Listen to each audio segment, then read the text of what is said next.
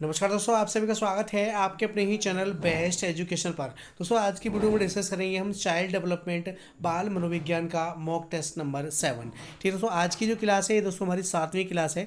इससे पहले दोस्तों हमने 6 क्लासेस कंप्लीट कर ली हैं बाल मनोविज्ञान चाइल्ड डेवलपमेंट CDP से। अगर आपने वो नहीं देखे तो आप लोग चैनल की प्लेलिस्ट में जाइए, वहाँ पर आपको सारी की सारी क्लासेस मिल जाएंगी। या फिर दोस्तों इस वीडियो के नीचे जो डिस्क्रिप्शन बॉक्स होता है वहाँ पर मैं सभी वीडियोस का लिंक दे दूंगा, तो आप लोग वहाँ से भी देख सकते हैं, वहाँ से भी तैयार कर सकते हैं।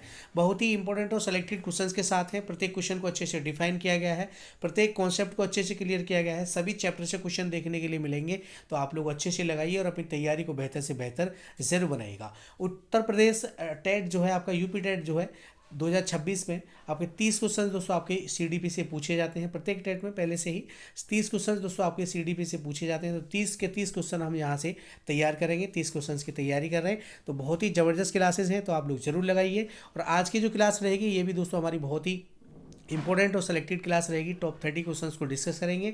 सारे क्वेश्चंस बहुत ही इंपॉर्टेंट होंगे आपकी परीक्षा की दृष्टि से, तो वीडियो को एंड तक देखिएगा, वीडियो को लास्ट तक जरूर देखिएगा। ठीक है दोस्तों, आप किसी भी टीचिंग एग्जाम की तैयारी कर रहे हैं सभी के लिए समान रूप से इंपॉर्टेंट है। चाहे वो CTET हो, UP टेट हो, सुपर टेट हो, रीट हो, पंजाब टेट हो, मध्य प्रदेश टेट हो, जितने भी टेट हैं, जो भी आपके सुपर टेट हो, PPSC TRE 4 आएगा, है ना, सभी के लिए समान रूप से इंपॉर्टेंट है क्लास। तो क्लास को पूरा वो जरूर करें और सभी दोस्तों में वीडियो को शेयर जरूर करें। तो चलिए शुरू करते हैं आज का अपना इंपॉर्टेंट वीडियो इंपॉर्टेंट क्वेश्चन के साथ। क्वेश्चन नंबर 1 है आपकी स्क्रीन पर, कमेंट कीजिएगा कौन सा ऑप्शन सही हो जाएगा। निम्न में से अधिगमकर्ता शिक्षण प्रक्रिया का कौन सा चर है। ठीक है, निम्न में से अधिगमकर्ता शिक्षण प्रक्रिया का कौन सा चर है। स्वतंत्र चर है, आश्रित चर है, मध्यस्थ चर है, या दोस्तों उपरोक्त सभी। बताइए इनमें से कौन सा ऑप्शन सही हो जाएगा क्वेश्चन नंबर 1 के लिए। अधिगमकर्ता मतलब बालक, ठीक है, जो बच्चा सीख रहा है, सीखने वाला जो बच्चा होता है उसके बारे में कहा गया है कि अधिगमकर्ता जो है बच्चा जो है कौन सा चर है। स्वतंत्र चर है, आश्रित चर है, मध्यस्थ चर है, या दोस्तों उपरोक्त सभी। ठीक है, तो यहाँ पर दोस्तों हमारा ऑप्शन नंबर बी जो है बिल्कुल राइट है दोस्तों, आश्रित चर है।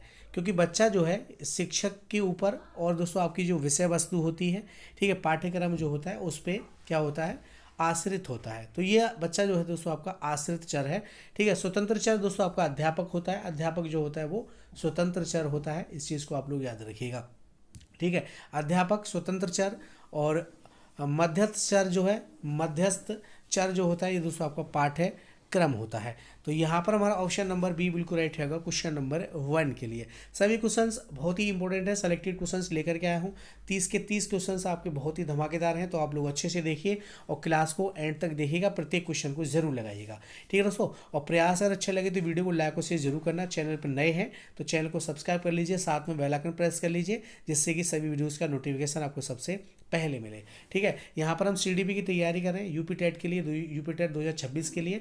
तो ये क्लास आप लोगों के लिए, जो भी लोग यूपी टेट की तैयारी कर रहे हैं, ये क्लास आप लोगों के लिए बहुत ही रामबाण साबित होंगी। ठीक है, चलिए आगे देखते हैं क्वेश्चन नंबर 2। क्वेश्चन नंबर 2 है बाल मनोविज्ञान के अनुसार शिक्षा के क्षेत्र में मुख्य स्थान है बालक का, अध्यापक का, अभिभावक का, या दोस्तों प्रशासक का। बताइए इनमें से कौन सा ऑप्शन सही हो जाएगा। बाल मनोविज्ञान के अनुसार शिक्षा के क्षेत्र में मुख्य स्थान है दोस्तों। तो शिक्षा के क्षेत्र में बाल मनोविज्ञान के अनुसार दोस्तों प्रथम जो मुख्य जो स्थान है वो दोस्तों आपका किसका है, बालक का है। बालक जो होता है बच्चा शिक्षा के केंद्र में होता है। ठीक है, बाल केंद्रित शिक्षा जो होती है मतलब बच्चे के हिसाब से शिक्षा दी जाती है। ठीक है, तो बच्चा जो होता है वो दोस्तों आपका केंद्र में होता है।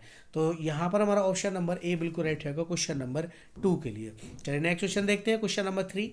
यह कथन तुम मेरी पीठ खुजलाओ मैं तुम्हारी खुजाऊंगा निम्नलिखित में से किस प्रकार की नैतिकता की ओर इंगित करता है। जैसा कि प्याजे ने बताया। ठीक है, सहयोग की नैतिकता का आरंभ, पूर्ण रूढ़िवादी नैतिकता, वास्तविकवाद नैतिकता से कोई संबंध नहीं। बताइए कौन सा ऑप्शन सही हो जाएगा। यह कथन तुम मेरी पीठ खुजलाओ, तुम मेरी पीठ खुजाओ मैं तुम्हारी खुजाऊंगा निम्नलिखित में से किस प्रकार की नैतिकता की ओर इंगित करता है, जैसा कि प्याजे ने बताया है।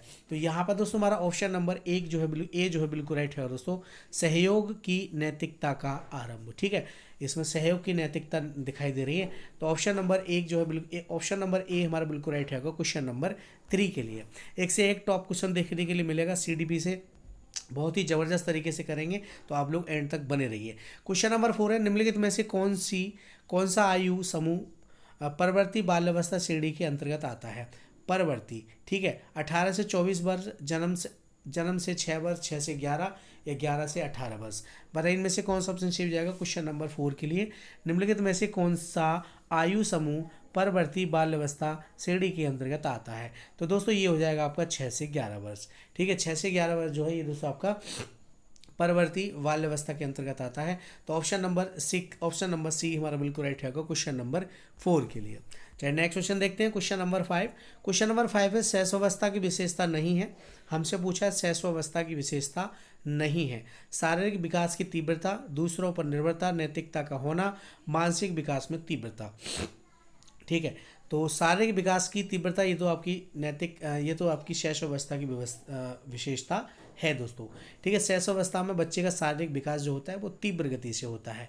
दूसरों पर निर्भरता, बिल्कुल सही बात है। शैशवावस्था में बच्चा जो होता है वो दूसरों पर ही निर्भर होता है, वो खुद से कुछ नहीं कर सकता। ठीक है, दूसरों पर निर्भर होता है, ये भी आप बिल्कुल सही है। नैतिकता का होना, ये गलत हो जाएगा दोस्तों। नैतिकता का होना नहीं होता। शैशवावस्था में बच्चा छोटा होता है, वो क्या नैतिक बातों को जानेगा, क्या वो समाज के नियमों को जानेगा, वो है ना। तो नैतिकता उसमें बिल्कुल नहीं होती है। ठीक है, मूल प्रवृत्तियों पर आधारित होता है, उसका व्यवहार जो होता है संवेगों पर आधारित होता है। थोड़ी देर में रो जाएगा, थोड़ी देर में हंस जाएगा, तो वो नैतिकता नहीं जानता। तो यही ऑप्शन हमारा बिल्कुल राइट है क्वेश्चन नंबर 5 के लिए। और मानसिक विकास में तीव्रता, ये भी सही है। शैशवावस्था में मानसिक विकास जो होता है वो तीव्र गति से होता है।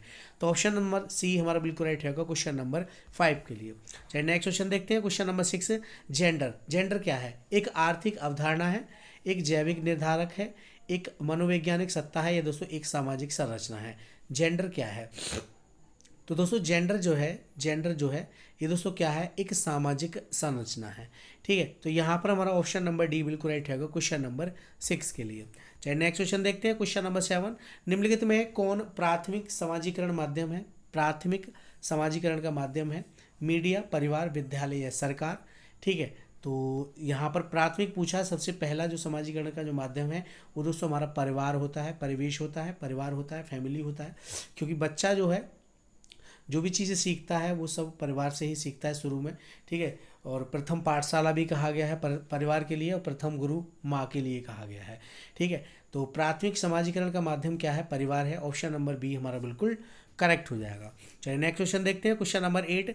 निम्नलिखित में से कौन बच्चे के समाजीकरण में एक महत्वपूर्ण भूमिका अदा करते हैं? ठीक है, मीडिया, विद्यालय, परिवार, पड़ोस। बताइए इनमें से कौन सा ऑप्शन सही हो जाएगा? 1, 2, 3, 4, मतलब चारों सही है। 3 और 1 सही है, मतलब ये वाला और ये वाला सही है। 2 और 3 सही है, या दोस्तों 1, 3, 4 सही है। 1, 3, 4 सही है। बताइए इनमें से कौन सा ऑप्शन सही हो जाएगा? बच्चे के समाजीकरण में एक महत्वपूर्ण भूमिका अदा करता है। तो दोस्तों मीडिया भी है, विद्यालय भी है, परिवार भी है, दोस्तों आस पड़ोस भी है।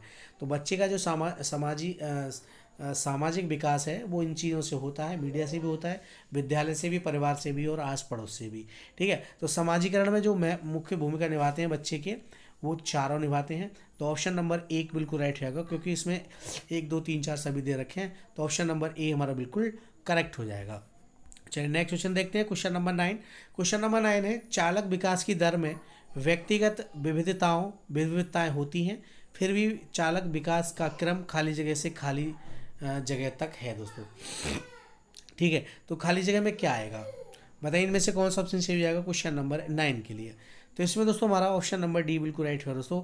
परिकृष्ट मतलब स्थूल चालक विकास और परिष्कृत सूक्ष्म चालक विकास, इसमें दोनों ही आएंगे ये।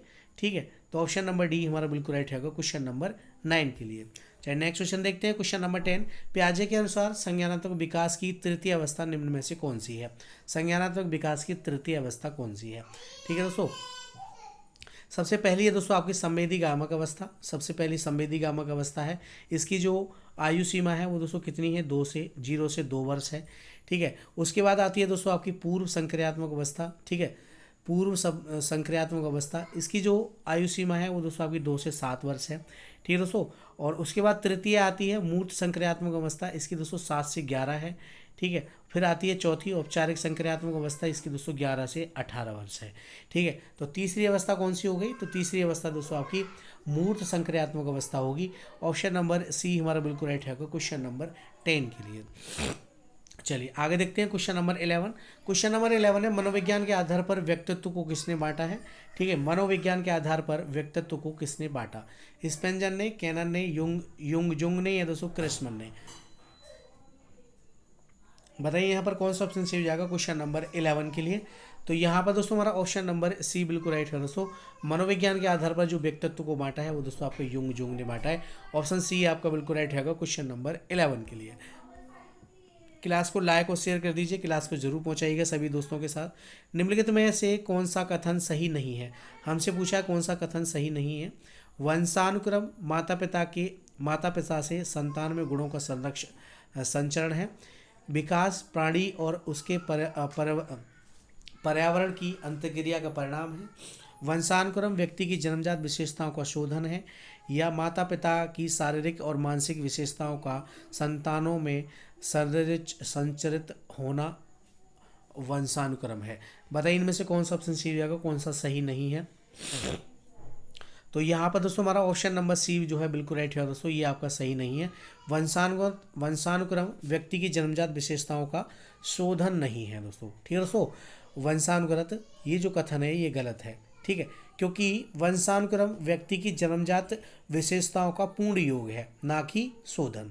ठीक है, तो यही ऑप्शन हमारा बिल्कुल करेक्ट हो जाएगा, यही गलत है। ऑप्शन सी आपका बिल्कुल करेक्ट हो जाएगा। ठीक है दोस्तों, चलिए नेक्स्ट क्वेश्चन देखते हैं। Question number 13। क्वेश्चन नंबर 13 है, सहचार का नियम है। सहचार का नियम पूछा है। समानता का नियम, वैषम्य का नियम, समीपता का नियम या ये सभी। बताइए इनमें से कौन सा ऑप्शन सही हो जाएगा क्वेश्चन नंबर 13 के लिए। तो यहाँ पर दोस्तों हमारा ऑप्शन नंबर डी बिल्कुल राइट है दोस्तों। ठीक है, सहचार के जो नियम होते हैं ये सभी हैं। समानता का नियम भी होता है, वैषम्य का नियम भी होता है और समीपता का नियम भी होता है। ये तीनों होते हैं, तो ऑप्शन नंबर डी आपका बिल्कुल राइट होगा क्वेश्चन नंबर 13 के लिए। चलिए नेक्स्ट क्वेश्चन देखते हैं। क्वेश्चन नंबर 14, गेट्स के अनुसार अनुभव द्वारा व्यवहार में परिवर्तन ही खाली जगह है। ठीक है, अभिप्रेरणा है, समायोजन है, सीखना है या चिंतन है। तो यहाँ पर हमारा ऑप्शन नंबर सी बिल्कुल राइट है दोस्तों, सीखना। ठीक है दोस्तों, क्या हो जाएगा सीखना। गेट्स के अनुसार अनुभव द्वारा व्यवहार में परिवर्तन ही सीखना है या अधिगम है। तो ऑप्शन नंबर सी हमारा बिल्कुल राइट है क्वेश्चन नंबर 14 के लिए। चलिए नेक्स्ट क्वेश्चन देखते हैं। क्वेश्चन नंबर 15, अपने आप को प्रेम करने की प्रवृत्ति को क्या कहते हैं। अपने आप को प्रेम करने की प्रवृत्ति को क्या कहते हैं। आत्मकेंद्रित प्रवृत्ति, अहंकारी प्रवृत्ति, नर्सिसिज्म की प्रवृत्ति या दोस्तों हिप्नोटिज्म की प्रवृत्ति। बताइए इनमें से कौन सा ऑप्शन सही हो जाएगा। अपने आप को प्रेम करने की प्रवृत्ति क्या कहते हैं, प्रवृत्ति को क्या कहते हैं। तो दोस्तों ये आपकी नर्सिसिज्म की प्रवृत्ति कहा जाता है। ऑप्शन नंबर सी आपका बिल्कुल राइट हो जाएगा।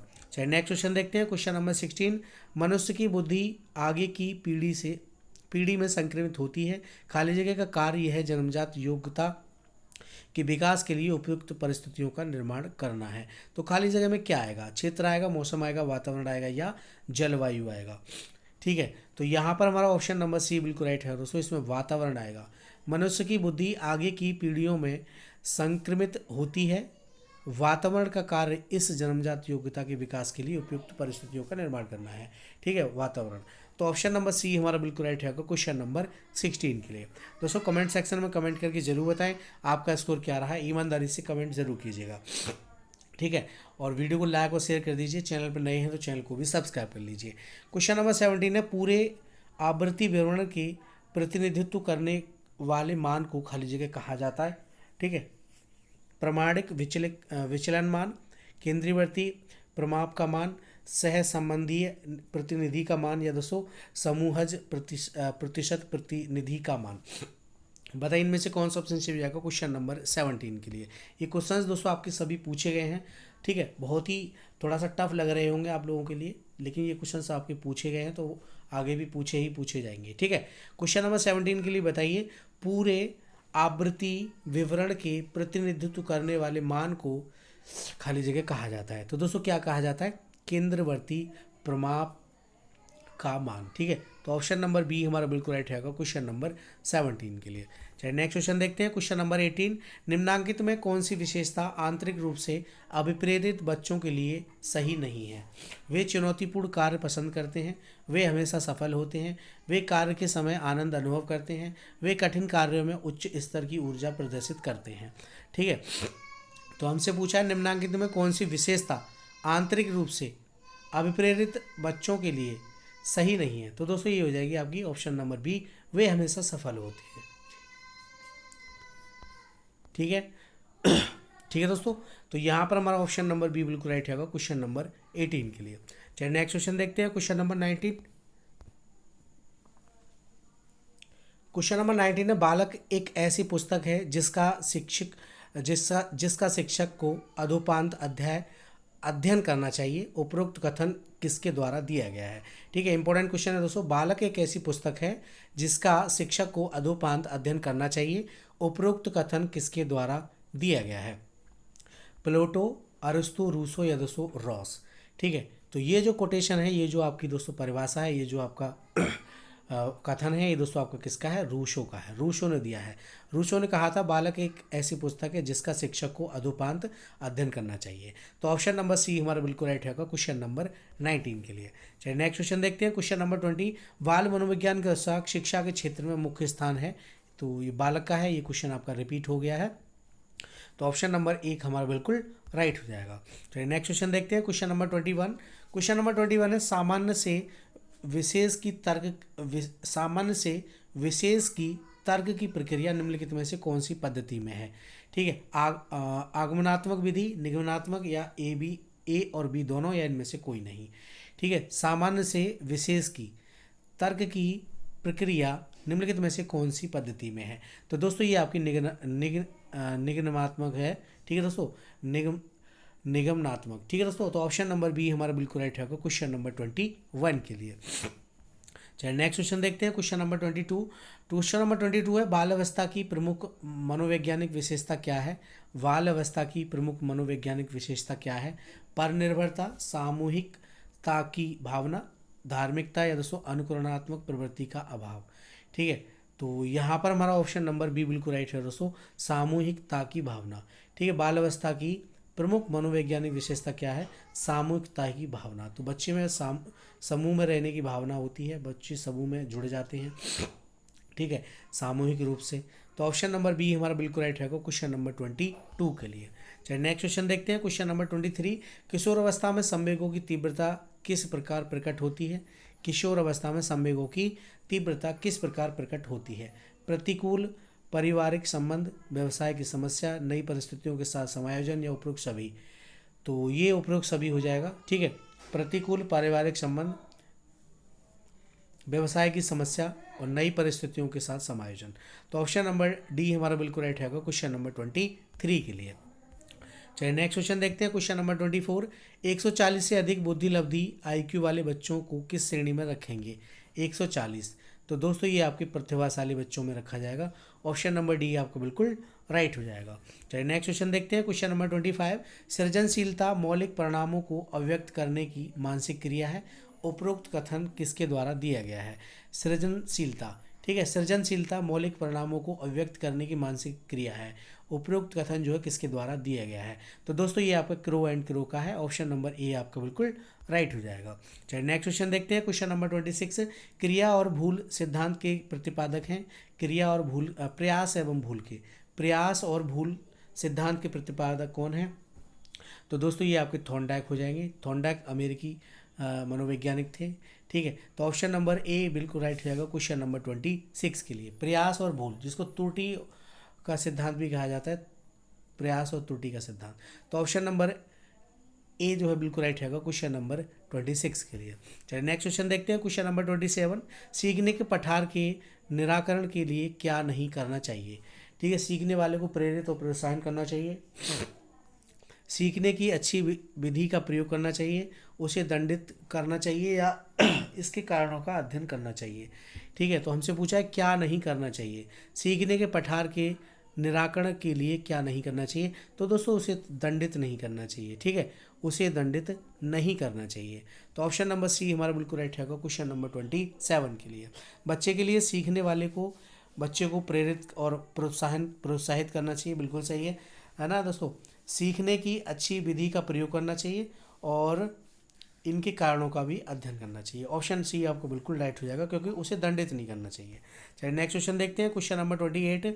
जिस वक्र रेखा में प्रारंभ में सीखने की गति तीव्र होती है और बाद में यह क्रम से मंद हो जाती है, उसे कहते हैं उन्नतोदर वक्र, जिसको कॉन्वेक्स वर्ग कर्व कहा जाता है, नतोदर वर्ग, मिश्रित वर्ग या वक्र रेखा नहीं होती। बताइए इनमें से कौन सा ऑप्शन सही हो जाएगा क्वेश्चन नंबर 28 के लिए।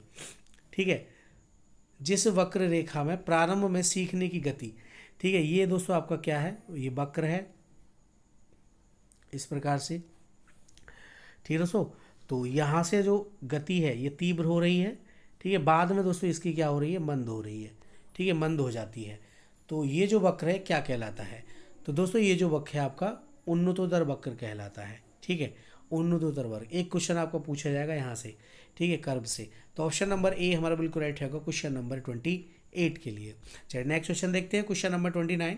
क्वेश्चन नंबर 29 है, व्यक्तिक भिन्नता का क्या अर्थ है। दो व्यक्तियों में शारीरिक भिन्नता होना, कोई दो व्यक्ति शारीरिक मानसिक योग्यता और संवेगात्मक दशा में समान और एक जैसे नहीं होते, कोई दो व्यक्ति शारीरिक और मानसिक योग्यता में समान और एक जैसे होते हैं, या उपरोक्त में से कोई नहीं। ठीक है, व्यक्तिक भिन्नता का अर्थ पूछा है दोस्तों, तो यहाँ पर बी ऑप्शन हमारा बिल्कुल राइट है दोस्तों। कोई दो व्यक्ति है ना, कोई दो व्यक्ति शारीरिक मानसिक योग्यता और संवेगात्मक दशा में समान और एक जैसे नहीं होते हैं। ठीक है, तो ये बात आपकी बिल्कुल सही है। प्रत्येक व्यक्ति अपने आप में विशिष्ट होता है, प्रत्येक व्यक्ति एक दूसरे से भिन्न होता है। ठीक है, चाहे वो शारीरिक रूप से हो, मानसिक रूप से हो, संवेगात्मक रूप से हो। ठीक है, समान नहीं होते, सभी अलग अलग होते हैं। तो ऑप्शन बी हमारा बिल्कुल राइट हो जाएगा। चलिए नेक्स्ट क्वेश्चन देखते हैं, क्वेश्चन नंबर 30 और इस वीडियो का लास्ट। संवेग की उत्पत्ति खाली जगह से होती है, तो संवेग की उत्पत्ति कहाँ से होती है, तो दोस्तों मूल प्रवृत्तियों से होती है। ठीक है, संवेग का सीधा संबंध किससे है, मूल प्रवृत्तियों से है। मूल प्रवृत्तियों की संख्या कितनी है, 14 है। ठीक है, किसने दिया है मूल प्रवृत्तियों का सिद्धांत, मैकडूगल ने। तो यहाँ पर हमारा ऑप्शन नंबर बी बिल्कुल राइट रहेगा क्वेश्चन नंबर 30 के लिए। तो ये थे मोस्ट 30 क्वेश्चन CDP से, बाल मनोविज्ञान से। क्लास कैसी रही कमेंट सेक्शन में कमेंट करके जरूर बताएं, और प्रयास अगर अच्छा लगा तो वीडियो को लाइक और शेयर कर दीजिए। चैनल पर नए हैं तो चैनल को सब्सक्राइब कर लीजिए, साथ में बेल आइकन प्रेस कर लीजिए, जिससे कि सभी वीडियोस का नोटिफिकेशन आपको सबसे पहले मिले। मिलते हैं अगली वीडियो में नए क्वेश्चंस नए मॉक टेस्ट के साथ। तब तक के लिए जय हिंद, जय भारत, धन्यवाद दोस्तों।